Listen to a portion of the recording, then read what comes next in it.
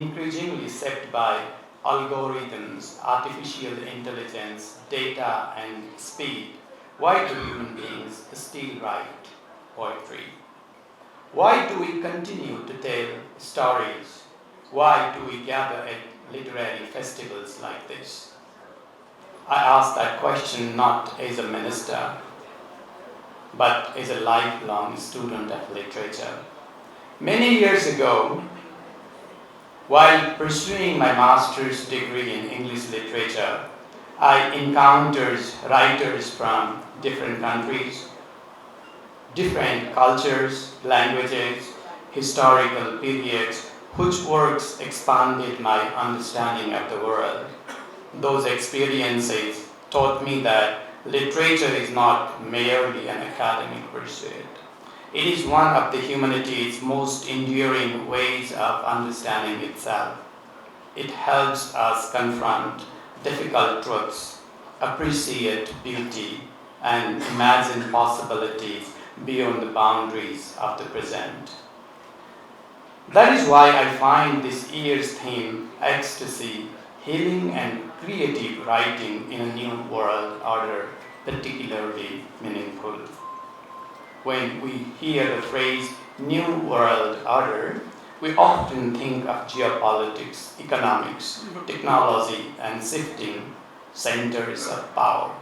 Yet, beneath these global transformations are millions of individuals seeking meaning, dignity, belonging, peace, and hope. We live in a time of extraordinary achievement.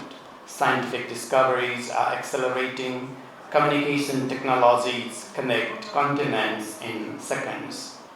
Artificial intelligence is reshaping the ways we learn, work, create, think, and communicate. We also live in an age marked by uncertainty.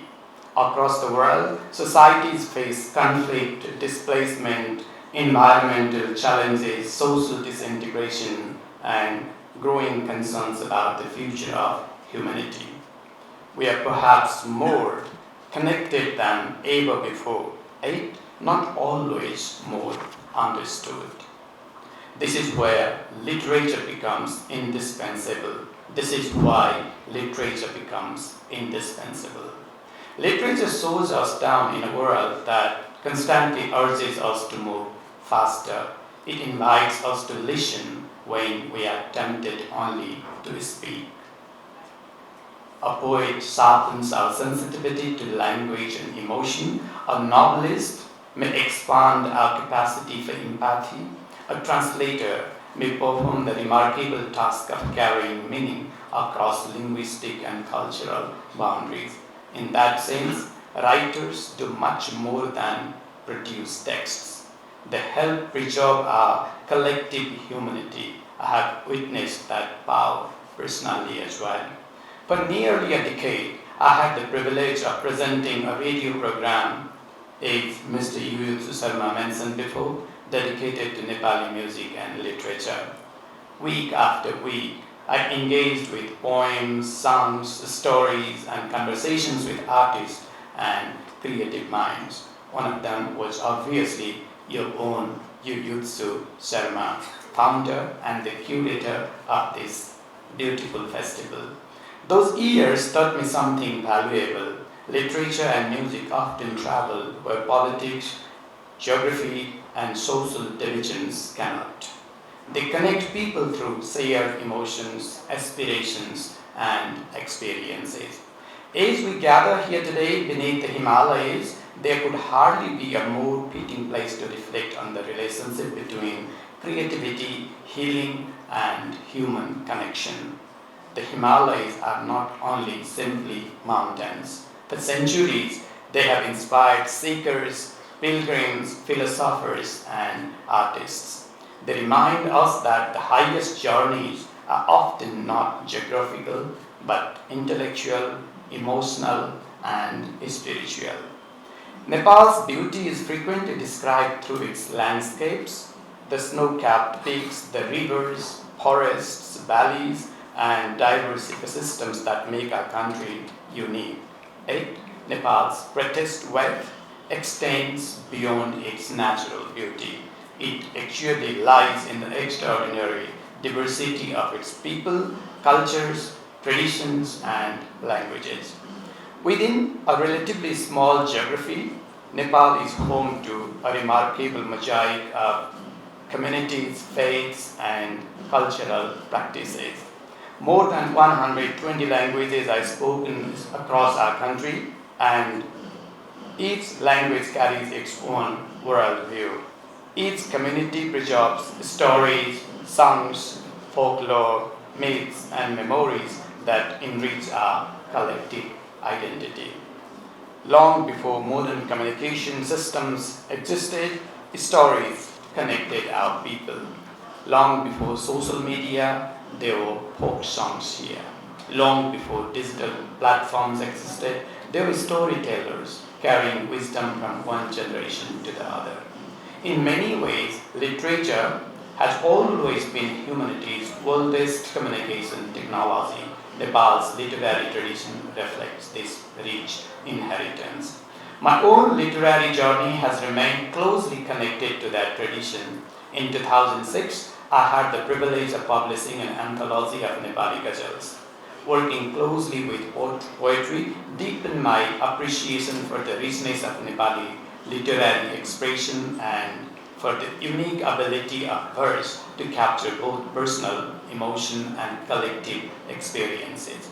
Poetry often expresses truths that cannot be conveyed through statistics, reports, policies, and official speeches that I have been dealing with these days. From the pioneering contribution of Bhanubhakta Acharya, who brought epic literature closer to ordinary citizens in the country, to Mahakavi Lakshmi Prasad Devkota, whose works continue to inspire readers across generations, Nepali literature has consistently sought to connect universal human concerns with local realities. Today, a new generation of Nepali writers, poets, translators, journalists, and creative thinkers continue this tradition. They engage with contemporary challenges while remaining rooted in our cultural heritage.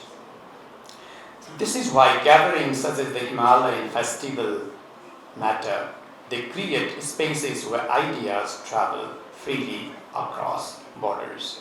A poet from one continent, a novelist from another, a scholar from a third, and a young emerging writer from Nepal may arrive here with different histories and experiences.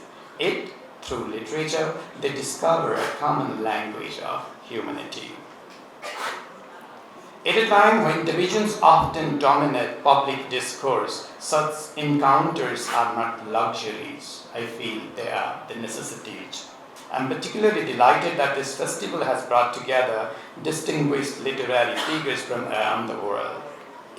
Your presence in Kathmandu demonstrates the enduring power of literature to foster dialogue, mutual understanding, and cultural exchange. As I look around this gathering today, I feel a sense of homecoming. As already mentioned, I used to be a part of literature in the past.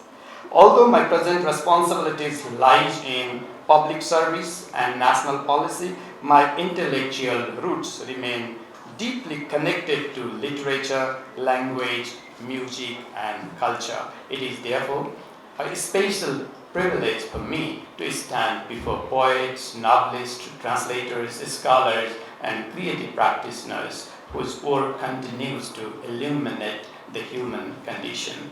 The future will undoubtedly be set by technology, economics, and politics, but it will also be set by imagination. The societies that flourish will not simply be those that innovate technologically.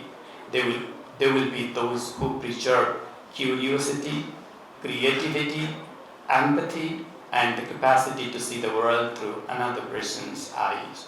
These are precisely the qualities that literature cultivates in my understanding.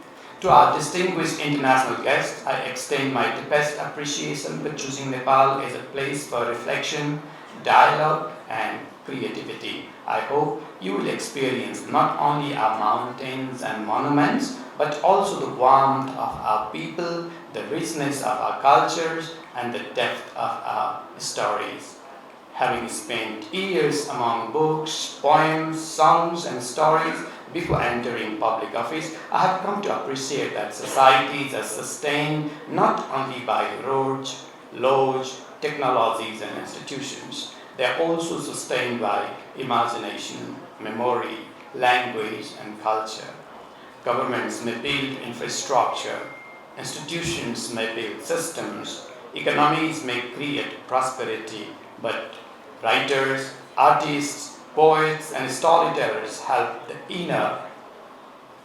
build the inner life of a nation, and nations need undoubtedly both.